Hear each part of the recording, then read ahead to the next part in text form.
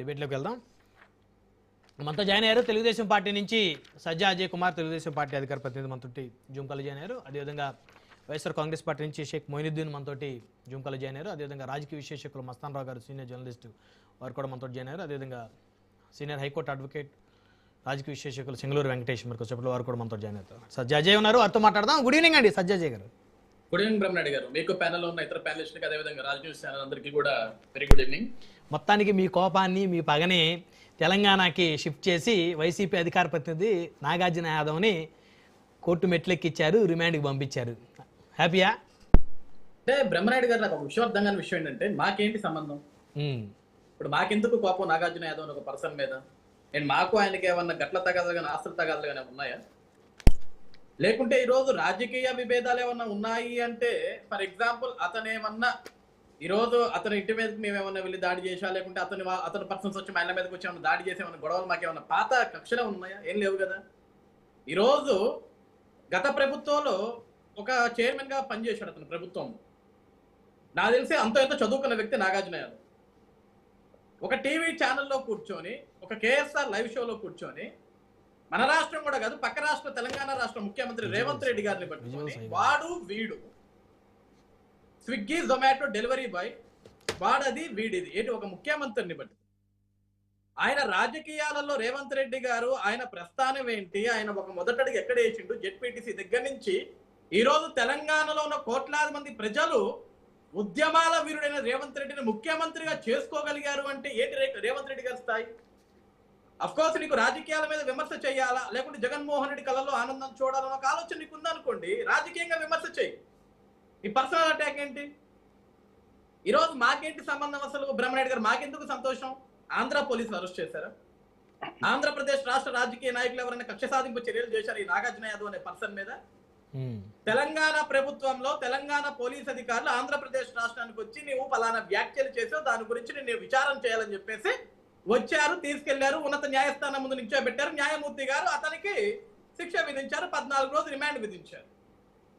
ఏదన్నా ఉంటే వైఎస్ఆర్సీపీ పార్టీ నాయకులు కానీ, లేకుంటే నాగార్జున యాదవ్ గారి కుటుంబం కానీ, లేకుంటే జగన్మోహన్ రెడ్డి గారు కానీ, ఎవరన్నా కానీ వెళ్ళి రేవంత్ రెడ్డి గారిని అడగండి.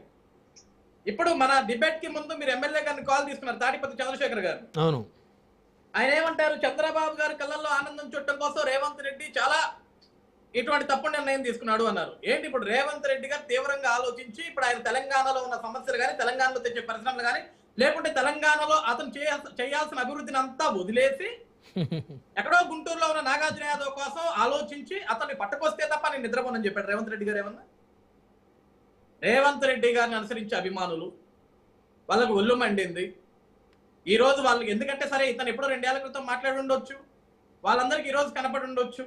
ఎవరికన్నా సరే మనోభావాలు ఉంటే, గతంలో జగన్మోహన్ రెడ్డి గారు చెప్పారు కదా, భావ ప్రకటన స్వేచ్ఛ, అలా మనోభావాలు దెబ్బతిన్నాయి. తెలంగాణలో కూడా రేవంత్ రెడ్డి గారి అభిమానుల మనోభావాలు దెబ్బతిన్నాయి. వాళ్ళు కేసు పెట్టారు. ఈ రోజు వాళ్ళు పెట్టిన కేసు తప్పుడు కేసు అయితే ఉన్నత న్యాయమూర్తి కానీ, ఉన్నత న్యాయస్థానం కానీ ఎందుకు సార్ అతనికి రిమాండ్ విధించాలి? అవసరం లేదు కదా.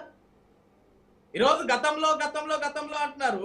ఎంతసేపటికి తాటిపత్రి చంద్రశేఖర్ గారు ఎక్కడికి సంబంధించిన ఎమ్మెల్యే గారండి? ఆయన ఆంధ్రప్రదేశ్ రాష్ట్ర, నాకు తెలుసు ఎర్రగొండపాలెం ఎమ్మెల్యే గారు అనుకుంటా సార్. ప్రకాశం జిల్లా ఎర్రగొండపాలెం ఎమ్మెల్యే గారు. ఆంధ్రప్రదేశ్ రాష్ట్ర సమస్యల గురించి రోజున పోరాడా?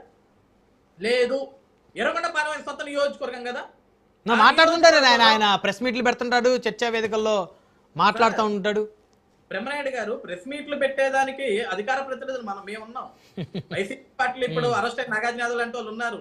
ఎమ్మెల్యే గారు ఎక్కడ మాట్లాడాలి? సరే, అసెంబ్లీలో మాట్లాడాలి, వారు అసెంబ్లీకి రావట్లేదు.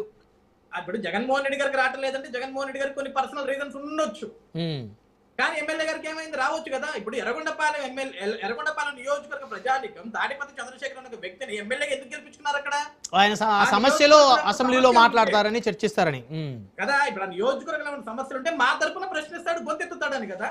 అవును. అసలు వాటన్నింటినీ వదిలేసి నేను జగన్ వస్తేనే అసెంబ్లీకి వస్తా, లేకపోతే నేను రాను.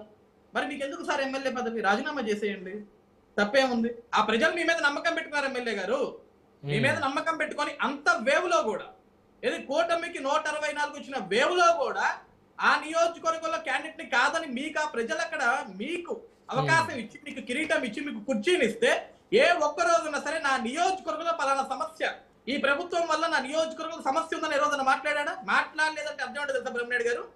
ఈ 2 ఏళ్ల కూటమి పరిపాలనలో ఎర్రగొండపాలెంలో కూడా రాష్ట్ర వ్యాప్తంగా ఏ విధంగా అయితే అభివృద్ధి జరుగుతుందో ఆ నియోజకవర్గంలో అభివృద్ధి జరుగుతుంది. అంతేకాని మాట్లాడేదానికి సమస్యలు లేవు కాబట్టి అసెంబ్లీకి రావటం లేదు, లేకుంటే ఆ నియోజకవర్గ ప్రజల తరపున అతను మాట్లాడేదానికి వేరే స్కోప్ కూడా లేదు. అందుకే ఎక్కువ ఆయన కూడా అక్కడ ఉండట్లా ఈ మధ్య ఎక్కువ